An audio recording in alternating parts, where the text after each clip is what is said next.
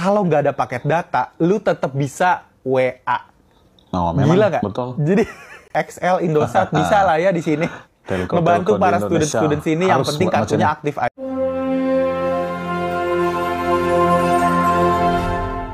Selamat pagi, salam sejahtera, salam persaudaraan guys. Welcome back to Friendly Channel.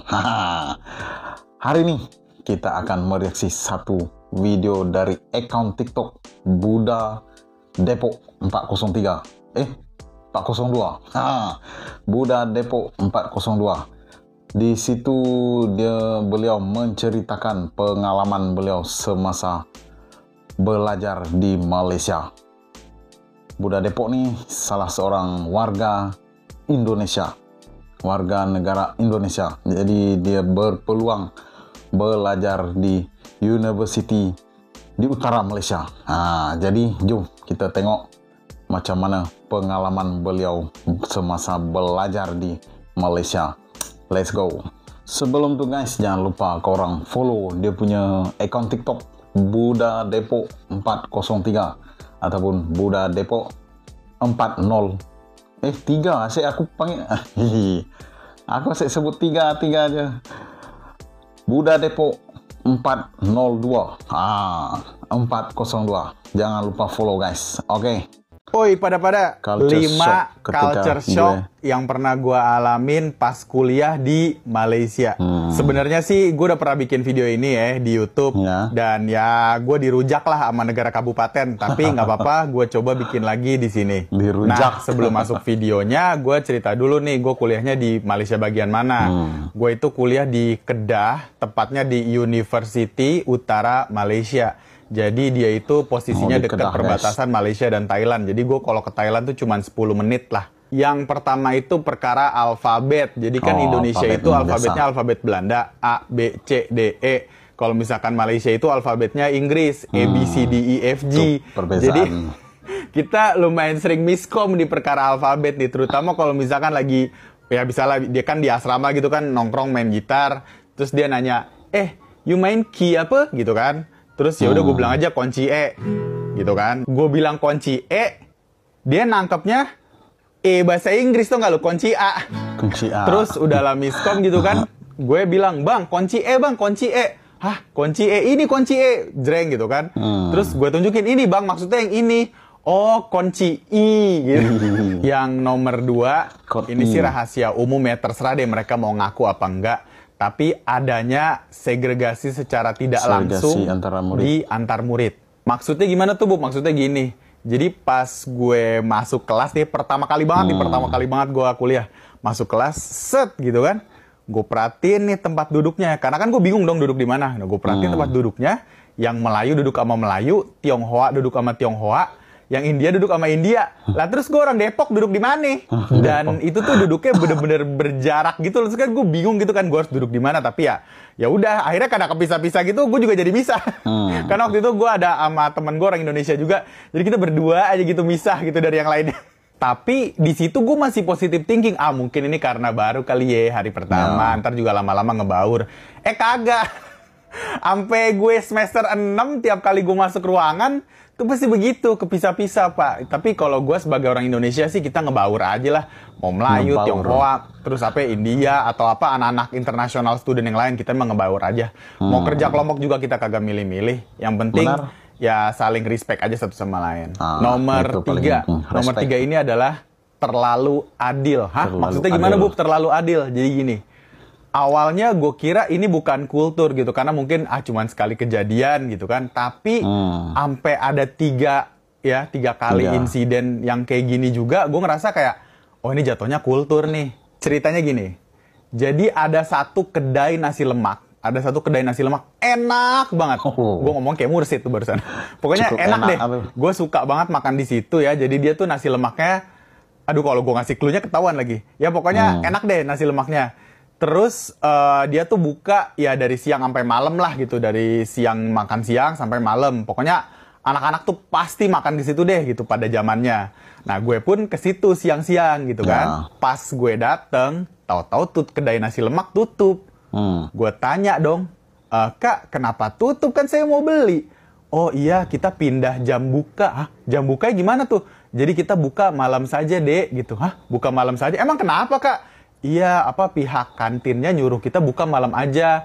Karena kalau kita buka siang, takut nanti yang toko-toko lain nggak laku. Lah, kok begitu? Itu biasa. Nggak laku bukan urusan pihak kantin nggak sih? Itu mah udah masing-masing toko gitu kan? Nah, itu kasus pertama tuh. Ini sekarang kasus kedua. Kali ini korbannya kedai Siam, kedai Thailand gitu kan. Nah, ada di kantin juga di deket salah satu fakultas. Pokoknya ini rame banget, bukannya siang doang bahkan. Bukannya pagi ke siang lah, sampai pokoknya jam-jam 3 tuh dia udah tutup, pagi ke jam 3. Gua waktu itu pengen makan di kedai Thailand ini, dia jualan cambo. Cambo tuh baksonya Thailand. Wangi deh pokoknya kalau baksonya Thailand tuh. Gue pengen makan tuh. Gue datang ke kantin yang ada si kedai cambonya ini. Gue datang, tek. Udah nggak ada tuh. Udah nggak ada, bener-bener hilang. Lang. Tapi gue nanya orang sekitar situ, nggak ada yang tahu dia kemana. Sampai akhirnya beberapa hari kemudian, apa beberapa minggu kemudian gitu, gue lupa. Gue nemu lah dia di kantin yang lain. Ya kan? Oh, gue seneng banget. Langsung gue samper tuh kedai Thailand. Gue belilah, set. Pas gue beli, gue nanya sama si akaknya. Kan kalau misalkan Thailand Selatan, orang Thailand Selatan gitu ya, yang perbatasan Malaysia, dia bisa bahasa Melayu. Gue nanya deh sama orang Thailand Selatan ini, Kak, kenapa pindah? Terus jawabannya dia gini doang, ya biasalah gitu. Jadi gue sekarang udah paham nih, oh jadi kayak kalau ada yang terlalu mencuat, lu nggak boleh tuh gitu. Nah, ada contoh lagi nggak, Bub? Ada, ini yang ketiga nih. Jadi temen gua, tapi kalau ini belum sempet jualan, baru mau jualan. Jadi temen gua kepikiran buat jualan nasi Padang tuh di kampus, ya kan? Karena temen gua orang Minang Palembang itu campuran. Nah, dia datanglah ke sebuah kantin. Makci, Aina buka kedai nih kak sini gitu. Terus kata makcinya, oke, kedai apa? Terus dia bilang lah, nasi Padang. Oh, tak boleh. Hah? Kok nggak boleh, Makci? Ya, kalau jualan yang lain boleh, tapi kalau nasi nggak boleh. Jadi kalau di sini nggak boleh sama. Nah, kalau kali ini kejadiannya belum jualan, udah nggak boleh duluan nih Pak. Jadi maksud gue, oh berarti emang kalau di sini tuh semua harus kayak sama rata gitu. Ya gimana ya? Gue terbiasa di Indonesia yang kalau nggak laku lo berkompetisi sih ya. Jadi kalau nggak laku tuh ya lo berinovasi sampai akhirnya jadi laku gitu loh. Nggak perlu laku by system. Jadi ya nggak tau lah, ini culture shock juga buat gue sih. Nah, nextnya yang nomor 4. Kalau ini culture shock yang positif sih sebenarnya.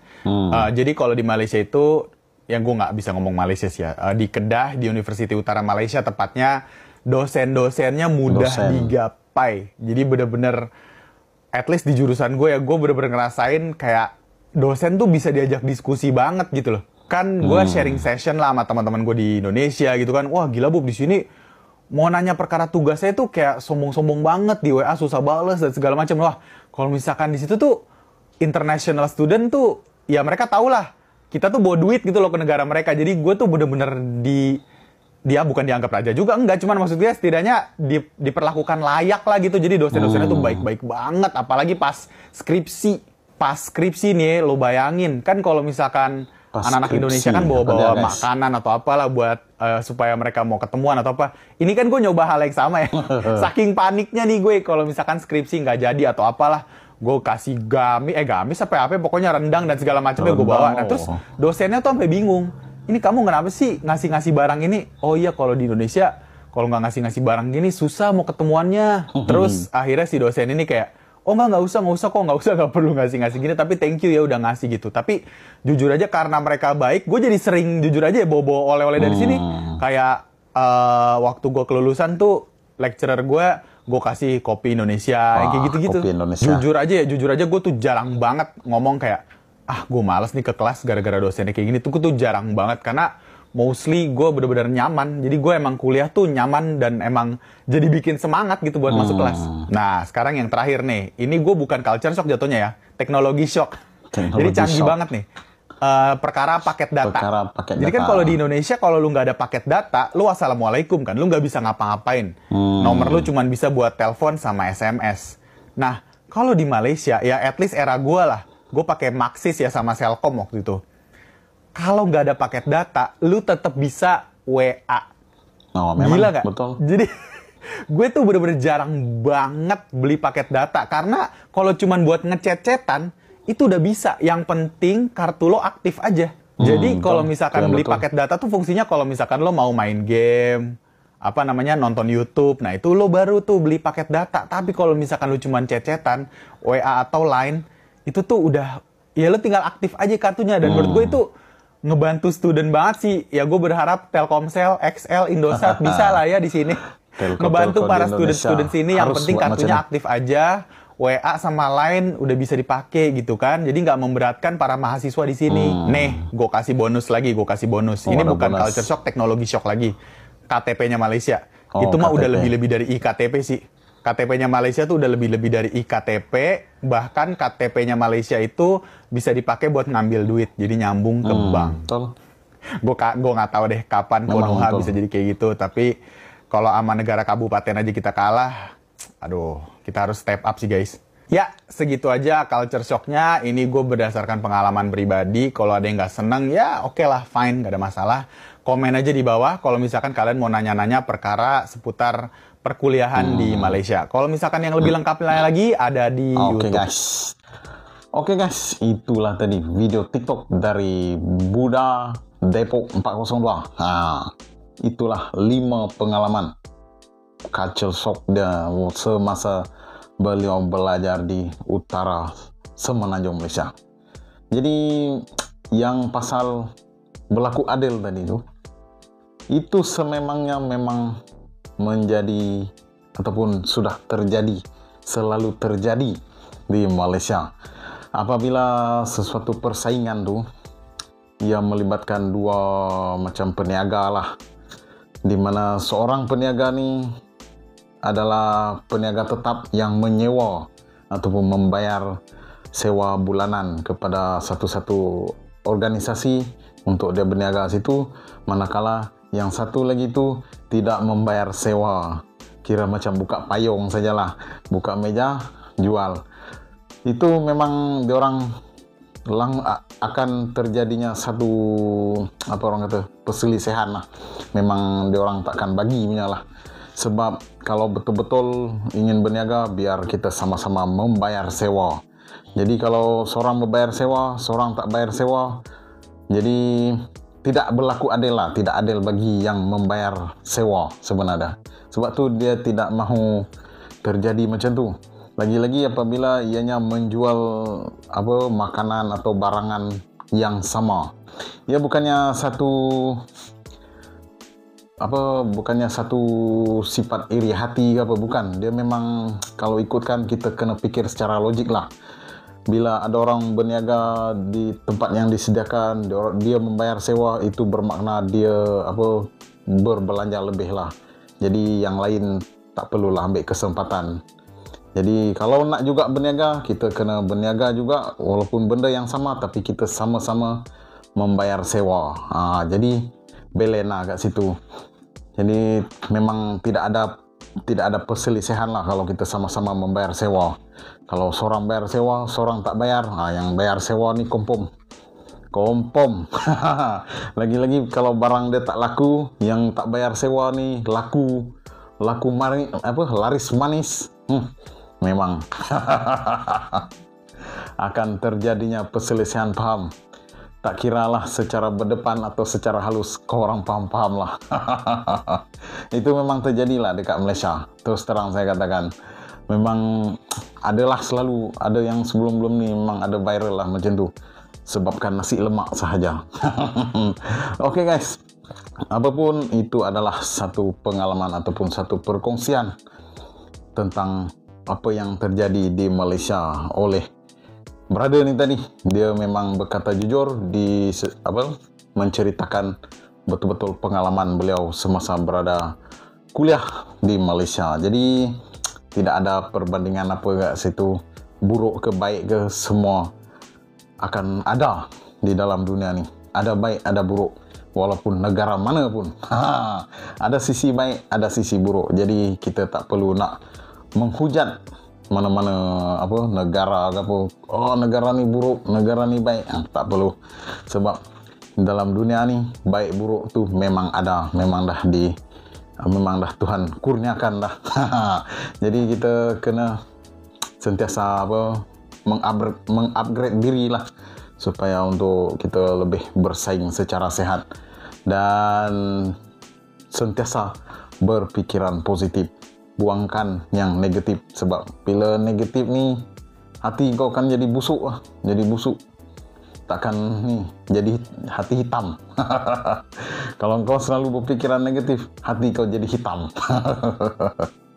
Jadi buang yang negatif, kita masukkan aura-aura positif, jadi hidup kita akan sentiasa ceria. Oke guys, itu saja video kita pada kali ini.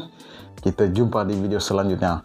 Salam damai, salam persaudaraan, jangan hujat saya. Bye bye. Baby, you give me ice and fire. You're giving me